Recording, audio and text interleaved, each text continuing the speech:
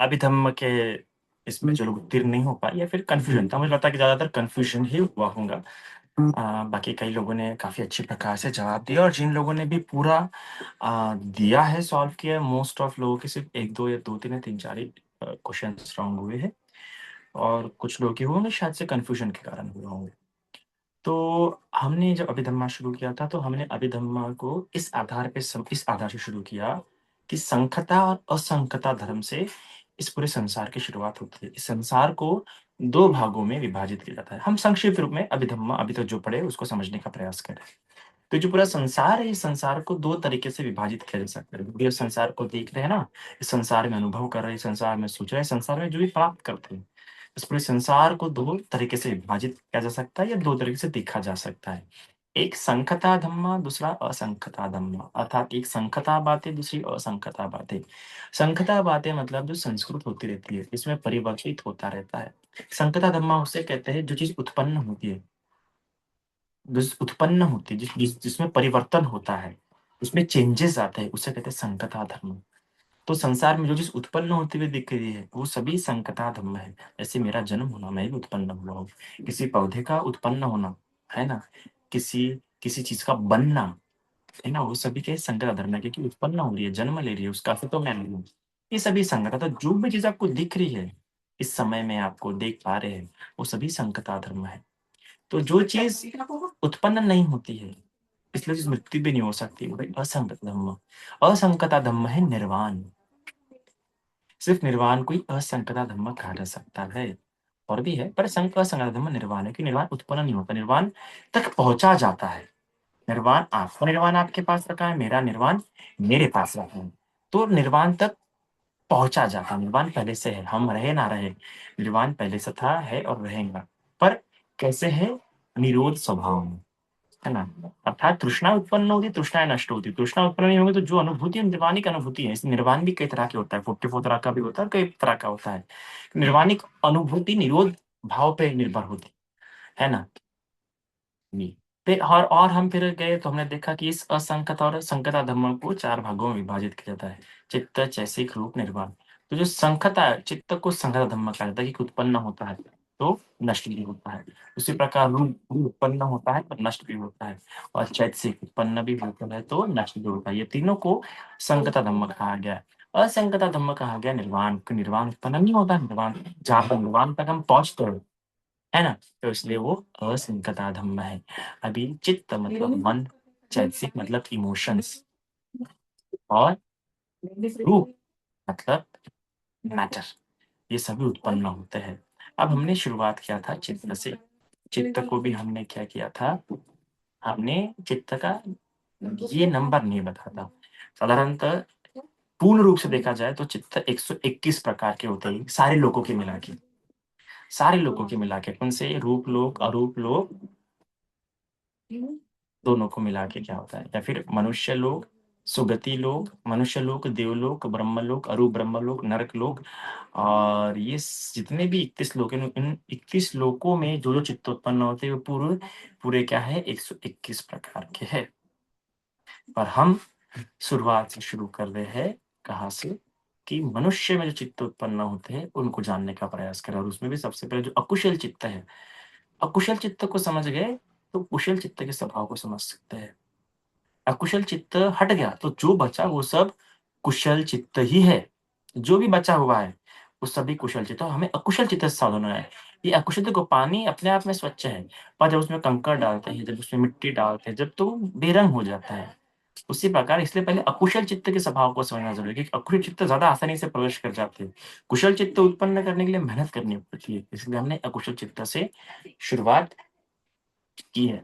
अभी अकुशल चित्त में भी हम सबसे पहले चित्त समझ रहे हैं लोभ चित्त, क्योंकि लोग हर समय हमारे साथ रह सकते हैं और हमें पता भी नहीं लगता है। द्वेष तो कैसा है, क्रोध आने पर पता लग जाता है, वैसे द्वेष भी हर समय हमारे साथ रहता है, बस द्वेष कैसा है कि लोग के मुकाबले कम उत्पन्न होता है, पर पूर्ण रूप से भी ऐसा नहीं कहा जा सकता है। कि कुछ-कुछ स्वभाव वाले व्यक्ति होते हैं जो क्रोधी स्वभाव के होते हैं, तो उनमें क्या होता है, क्रोध चित्त ज़्यादा उत्पन्न होता है। कुछ-कुछ लोभी स्वभाव के चित्त होते हैं, तो उनमें लोभी चित्त ज़्यादा उत्पन्न होते हैं। अब ये मृत्यु के समय में जब उनका पटिसंध चित्त जो हेतु लेके नया जीवन ग्रहण करता है है ना? नई जगह प्रतिसंधि होती है, च्युति जब व्यक्ति मर रहा होता है, तो मरते हुए चित्त को च्युति चित्त कहते हैं। तो च्युति चित्त जिस प्रकार के हेतु, जिस प्रकार के संस्कार लेके मरता है, वो फिर वो चित्त जब जहाँ कहीं और उत्पन्न हो जाए, जैसे हम कहते हैं प्रतिसंधि चित्त। तो प्रतिसंधि चित्त जिस प्रकार के हेतु, जितने हेतुओं से और जिस तरह के हेतुओं से युक्त होता है, उसके आधार पर तय होता है कि ये लोभी व्यक्ति बनने वाला, ये लोभी व्यक्ति रहने वाला है, या द्वेषी व्यक्ति रहने वाला है, या प्रज्ञावान रहने वाला है, या मंदबुद्धि रहने वाला है। उसके आधार पर तो जो रागचर्या या जो द्वेषचर्या लेके आता है, उस व्यक्ति में साधारण सी बात है, वो कितना ही प्रयास क्यों ना करे, क्योंकि चित्त का स्वरूप वो वैसा लेके आया है, इसलिए संभावना होती है कि उसमें आसानी से ये बात और समझने की जरूरत है बुद्धिस्ट साइकोलॉजी के अनुसार, कि कुछ चित्त ऐसे होते हैं कि उनमें आसानी से लोभ उत्पन्न हो जाता है। अब ये नहीं कह सकते लोभ ज्यादा उत्पन्न होता है, आसानी से उत्पन्न होता है, इसलिए लोभ ज्यादा उत्पन्न होता है। आप कुछ कुछ देखो, महीने के 40,000 कमाते हैं, संतुष्ट रहते हैं, बोलते हैं कितना है, तो लोग आखिर से प्रवेश नहीं कर रहा। कुछ कुछ लोगों साल का 2-2 लाख, जैसे कितने भी बड़े बड़े ऐसे ब्यूरोक्रेट्स है जिनकी पगार बहुत ज्यादा है, 1 लाख के ऊपर है, पर फिर भी वो लोग कर रहे, करप्शन कर रहे हैं, क्योंकि चित्त वैसा बन चुका है। कुछ लोग बचपन से चित्त लेके आते हैं, कुछ लोग जीवन जी जी के अपने चित्त को संस्कारित कर लेते हैं, क्योंकि उनका चित्त इतना कमजोर हो जाता है कि लोग उनके चित्त में बहुत आसानी से प्रवेश कर जाता है। तो अब हम लोग चित्त से हमने शुरू किया। साधारणतः अकुशल जो चित्त है वो होते हैं 12 तरह के। अकुशल चित्त सिर्फ 12 तरह के। कुशल चित्त क्या है, उससे ज्यादा है। तो जो कुशल चित्त है उससे बहुत ज्यादा है, पर फिर भी देखो अकुशल चित्त ज्यादा उत्पन्न होता है। तो अकुशल चित्त कितने होते हैं? 12 तरह के। उसमें से लोभ चित्त होते हैं 8, द्वेष चित्त होते हैं 2, मोह चित्त होते हैं 2। तो लोभ युक्त जो चित्त होते हैं वो हमने जाना है 8 तरह के चित्त होते हैं। अब जो लोभ चित्त होते हैं उसमें भी मोह होता है, जो द्वेष चित्त होते हैं उसमें भी मोह होता है, क्योंकि बिना मोह के लोभ उत्पन्न ही नहीं हो सकता, बिना मोह के द्वेष उत्पन्न ही नहीं हो सकता। जहां पे आप किस बातों, मोह मतलब क्या होता है? न जानना, जो बातों को जानना नहीं चाहता, जो बातों को समझना नहीं चाहता, जो बातों को देख नहीं रहा। मैंने मोह का विस्तार से बताया है आप लोगों को। तो जो जो बातें जानना नहीं चाहता, जो बातें देख नहीं रहा, जो बातें समझ नहीं रहा, जो वहां पे विपश्यना नहीं कर रहा, देख नहीं रहा, वो व्यक्ति मतलब क्या है? अज्ञान में जी रहा है। अज्ञानता ही न जानना ही मोह है। तो जो जाने नहीं रहा उसमें लोभ, न जानने के कारण लोभ उत्पन्न होता है, न जानने के कारण दोष उत्पन्न होता है। न जानना भी अपने आप में कोई अवस्था है, पर जब वो न जानना किसी वस्तु को लेके हो जाता है, किसी व्यक्ति को लेके आता है, तो वो न जानने के कारण से उस व्यक्ति के प्रति लोभ या द्वेष उत्पन्न हो सकता है। पर जो उस व्यक्ति को, उस वस्तु को अच्छी प्रकार से जाना जा रहा है, मोह हटा के जाना जा रहा है, तो लोभ द्वेष उत्पन्न नहीं हो सकता है। तो लोभ द्वेष अपने आप में, लोभ द्वेष अपने आप में इतने बलवान नहीं कि उत्पन्न हो सके बिना, जहां पे देखना है, जहां पे विपश्यना है, जहां पे जानना है, जहां पे सत्य, जहां पे संप्रजन है, वहां लोभ उत्पन्न नहीं हो सकता। लोभ को अविद्या का, मोह का सहारा लेकर उत्पन्न होना पड़ता है। इसलिए तो लोभ से तभी भी मोह होता है, क्योंकि मोह है इसलिए लोभ उत्पन्न हुआ है। नहीं देखा, नहीं जाना, नहीं समझा, इसलिए इसलिए लोभ उत्पन्न हुआ है। तो होता है, पर लोभ डोमिनेट करता है, क्योंकि मोह चित्त अपने आप में पूरे रूप में चंचल है, चपलंग है, हल्का है। कभी यहाँ भटकता, कभी वहां भटकता है, उद्दच्च, उतना उतना उत्साही भी नहीं होता कभी कभार। तो लोभ चित्त अपने आप में उतना बलवान नहीं होता है। पर जब मोह चित्त अपने आप में उतना बलवान नहीं होता है, पर मोह चित्त के साथ जब लोभ जुड़ जाता है तो बलवान हो जाता है, और लोभ अपनी ताकत दिखाता है। मोह में अगर लोभ जुड़ गया तो लोभ की ताकत दिखाएगा, मोह की ताकत खो बैठेगा। मोह की ताकत सिर्फ इतनी नहीं कि कोई जान नहीं रहा, पर लोभ पे तो डिटेक्ट करता है कि मुझे इतना चाहिए, उतना चाहिए। उसी प्रकार द्वेष अगर मोह के साथ जुड़ गया, तो फिर द्वेष बताता है कि इसके पास मत जा, उसके पास मत जा। तो ये द्वेष के अपना गुण धर्म है, और लोभ का अपना गुण धर्म है। और अकेला मोह है, चंचल है, चपल है, कभी यहाँ कभी वहां, है ना? पर रखना, लोभ और द्वेष कभी एक साथ नहीं आते, हो ही नहीं सकते। एक म्यान में दो तलवार बिल्कुल भी नहीं आ सकते, क्योंकि ये चित्त का एक ही स्वभाव होता है, एक ही दिशा में जा सकता है। एक साथ हम 2 दिशा में नहीं जा सकते, फट जाएंगे। उसी प्रकार लोभ और द्वेष अलग अलग उत्पन्न होते हैं, एक साथ उत्पन्न नहीं होते हैं, पर मोह के साथ उत्पन्न होते हैं। लोभ अकेला उत्पन्न नहीं हो सकता, द्वेष अकेला उत्पन्न नहीं हो सकता। तो उसमें भी हम लोभ युक्त चित्त समझ रहे हैं, जो कि 8 तरह के हैं।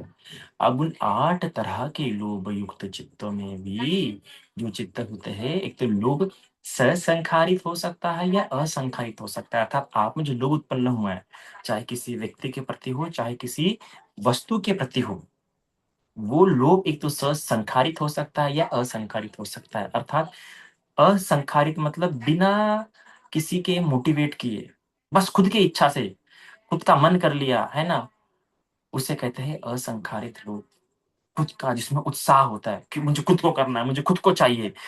फिर किसी और ने भी एक बार में किसी समझा दिया तो एकदम हमारा मन बन गया कि हाँ, मैं भी ये चीज़ अपने लिए हासिल कर लेता हूँ। या किसी और के पास देख ली, हाँ, नहीं मुझे भी हासिल करना है। ऐसे एकदम से मन उत्साहित हो गया, चाहे किसी का देख के, किसी का सुन के, किसी का बोल के, किसी का समझा के आसानी से।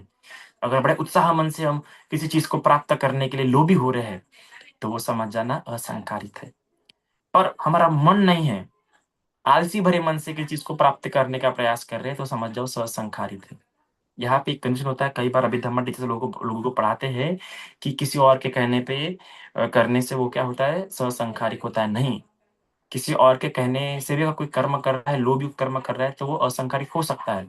जब वो किसी और के कहने पे मजबूरी में आलस्य से युक्त होके कर रहा है, तभी वो ससंखारिकं लोभ होगा। तो ऐसे लोभ 2 तरह के हो सकते हैं, ससंखारिकं और असंखारिकं। असंखारिकं मतलब आसानी से उत्साह भरे मन से किसी वस्तु के प्रति लोभ करना, उसको प्राप्त करने का प्रयास करना, वो होता है असंखारिक। और आलस्य भरे मन से किसी चीज़ को प्राप्त करने का प्रयास करे, तो वो होता है ससंखारिकं चित्त। फिर क्या होता है कि ये जो चित्त 2 प्रकार के होते हैं, असंखारिक और ससंखारिक। फिर अब ये जो लोभ है ना? एक तो लोभ जो है, एक तो दिट्ठिगत युक्त हो सकता है, या दिट्ठिक संपयुक्त हो सकता है, या दिट्ठि विपयुक्त हो सकता है आपका लोभ। आपका लोभ एक तो दिट्ठि संपयुक्त हो सकता है, या दिट्ठि विपयुक्त हो सकता है। जब लोभ आपका दिट्ठि संपयुक्त होता है, तो आपकी कोई धारणा होती है उसके पीछे में। धारणा किस विषय की? कर्म के प्रति धारणा हो सकती है। कैसे कि अरे!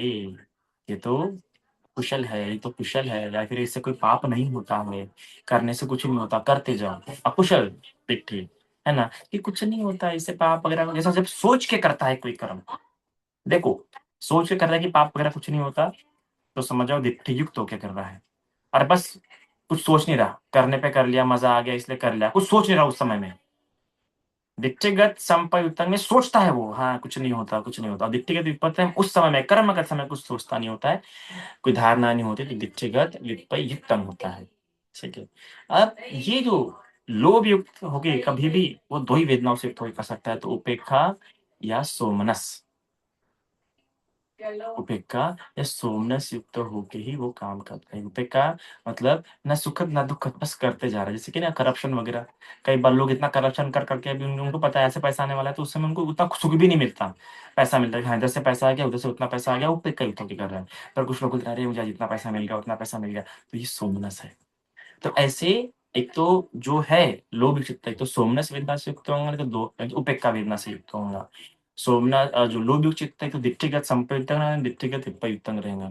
ल लोभ युक्त चित्त है तो ससंकारिक होगा या असंकारिक होगा। ये बात आपको बहुत-बहुत समझने की ज़रूरत है।